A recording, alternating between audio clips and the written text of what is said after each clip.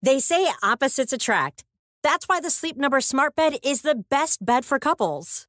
You like a bed that feels firm, but they want soft? Sleep Number does that. You want to sleep cooler while they like to feel warm? Sleep Number does that too.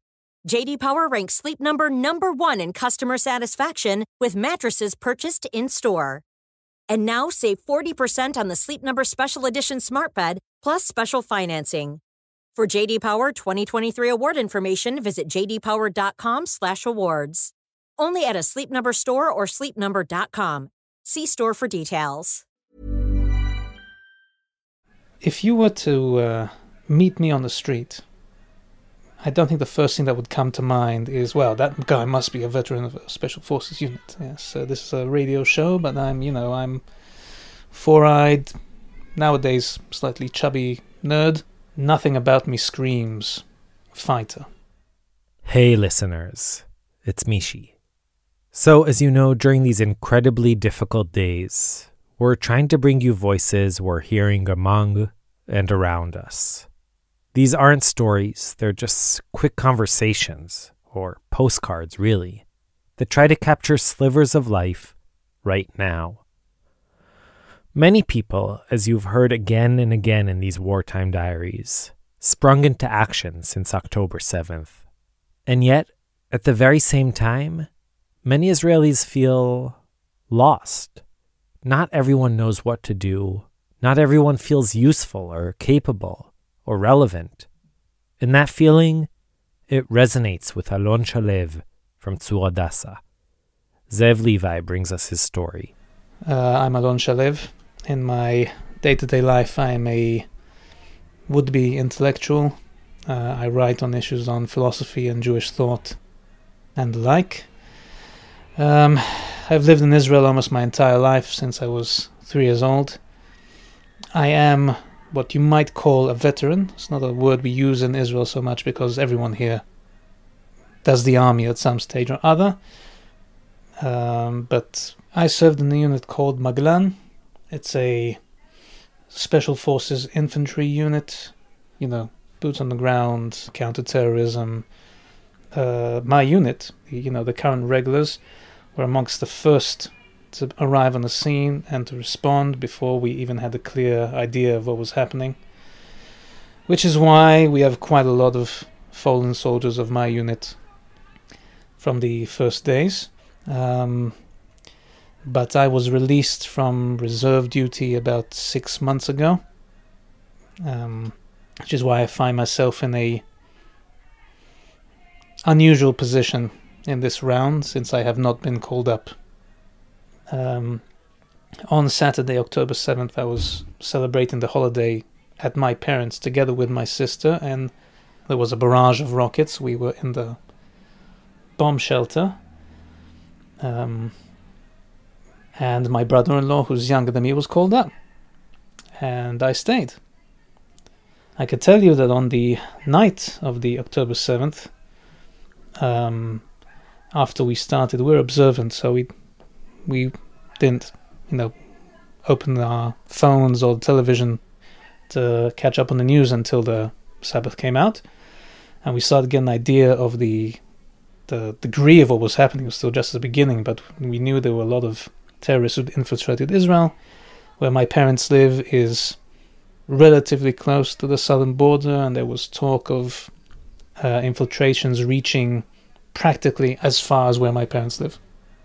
And I found myself spending the night sitting next to the door of my parents' bomb shelter, where my wife and children and my sister and her children were sleeping, armed with a hammer, in case by any chance it reaches as far as where my parents live, since I have not been called up. And dozens of people I know here have been, right? And we've organized as a community, and we've each assigned a family to a family of somebody where one of the partners has been conscripted, most cases the father.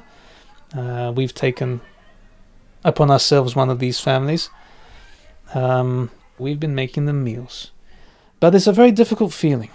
It's a very difficult feeling when everybody gets called up and you're desperate to do something and to be involved. And, I mean, when I was a reservist, I spent many days waiting for the day that I get discharged from this duty, because it's a cumbersome duty. I mean, several times a year I'd be called up for training or for some sort of, say, mundane security activity. This could be for a week at a time, 2 weeks at a time, a month at a time. And I never expected for war to break out 5 minutes after my tenure was done. I imagined myself, in my 50s, being worried about my son, who's now currently in the army. But you know what? We're at war. And when you're a soldier, you have a very clear purpose at that war. You fight in the war. And when you're not a soldier, what are you going to do? I call it the members of the NDF, the non-drafted fighters. And you can see them roaming around Israel, searching for something to do for the country, trying to rediscover their purpose in war. There is a sense of something akin to survivor's guilt, which accompanies this particular experience. It's difficult, other people are out there, my friends, I know what they're doing now. They're training all day in harsh conditions, or already carrying all sorts of operations and, risking their lives chasing down terrorists who are infiltrated. They're sleeping in the cold, on field beds at best. And, I'm sleeping in my warm bed, with my family beside me. I am not at risk. So there is a sense of guilt and a sense of shame even for being here. It's heavy. I'd like to think that if I had the opportunity to jump ahead and volunteer, even if I hadn't been called up, I would take it. Even though there's not a single fiber in my body which craves to be at war, for me it is a duty and a harsh one. But the army has what it needs. And there are a lot of things to be done, over here. Especially in this event where the home front has been hit harder than I think ever in our entire history. There's never been an event as catastrophic, as horrendous as what happened on October 7th. It's insane. Really, it is unfathomable. No matter how many times we hear the stories, God forbid, watch documentation. I do not. I implore anyone who does not need to see these images to avoid seeing them. If there are people out there who for some reason are not yet convinced that Hamas is an evil that must be eradicated, then maybe these images are for them, but not for anyone else. My family is clearly very pleased that I have not been called up. They seem proud of my efforts to do something as part of the home front, and they themselves, my son, God bless him, second day of the war when we came back home, and he's saying, oh, maybe I'll go to the homes of people who've been conscripted and I'll walk their dogs, or I'll make them pancakes, which he did. He made 7 batches of pancakes, which we then delivered to people. But there's also something about this experience. Since my children are somewhat older and they understand somewhat more, they have questions and they're scared and anxious, and I need to calm them down, but I also don't want them to be complacent and take risks.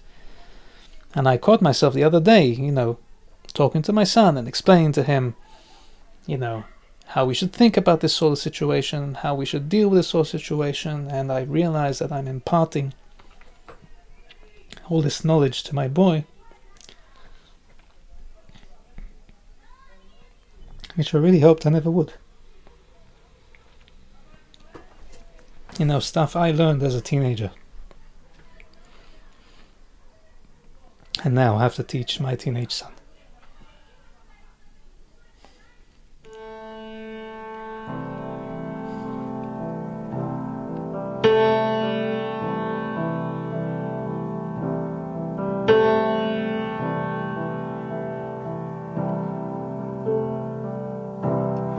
תכף אני ארצה שתלכו מפה, שאוכל כבר ליפול בשקט,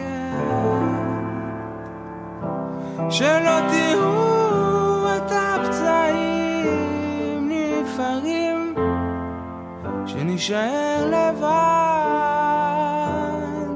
ונשבר לאט.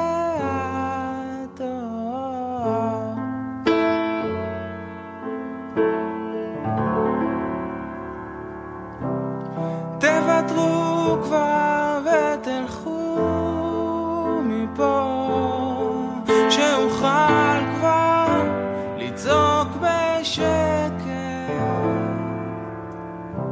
בלי המבט הקרוע שלכם, שנשאר לבד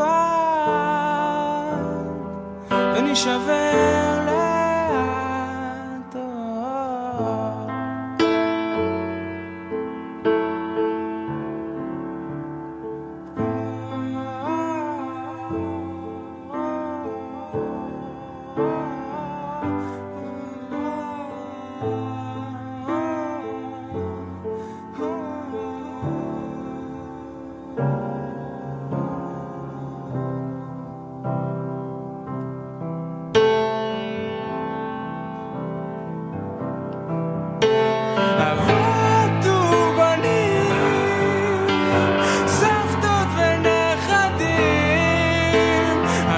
שלי מה מתפוצץ, מי אשם לה, מי אשם לי, מי פרד ממי, אבא בוכה על בן, בוכה על אבא.